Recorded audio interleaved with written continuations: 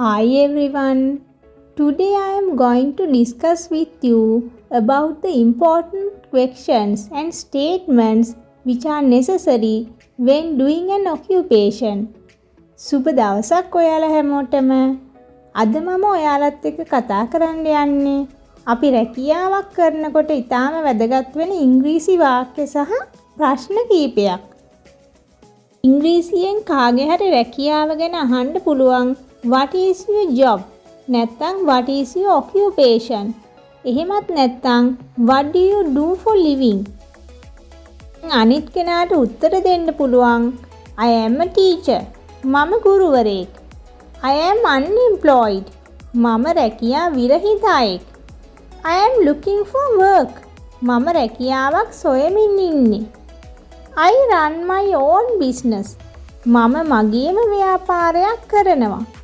එහෙම නැත්නම් රිටයර් වෙච්ච කෙනෙක් නම් I am retired. මම විශ්‍රාමිකයි.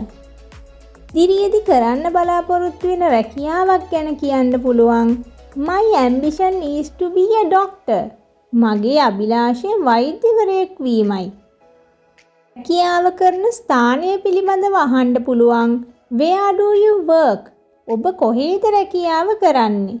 එතකොට උත්තරේ විදිහට කියන්න පුළුවන් I am working at education department. මම අධ්‍යාපන දෙපාර්තමේන්තුවේ සේවය කරන්නේ. දැන් අපි බලමු ජොබ් එකට සම්බන්ධ වෙන වැදගත් ඉංග්‍රීසි වචන ටිකක්.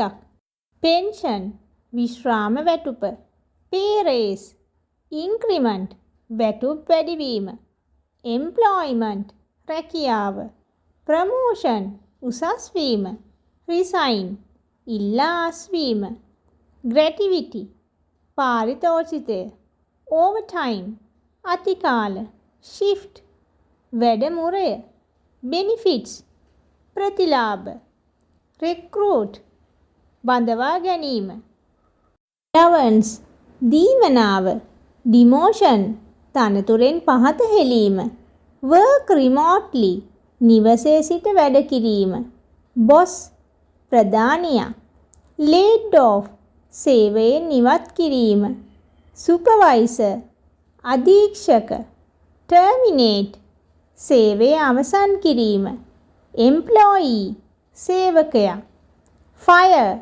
සේවයෙන් නැස් කිරීම, employer සේවා යෝජකයා, full time පූර්ණ කාලීන, hire බඳව ගන්නවා. So, if you are a new employee to your job, these words and sentences will be very important to do your task. So, have a nice day and we'll meet from a new video soon.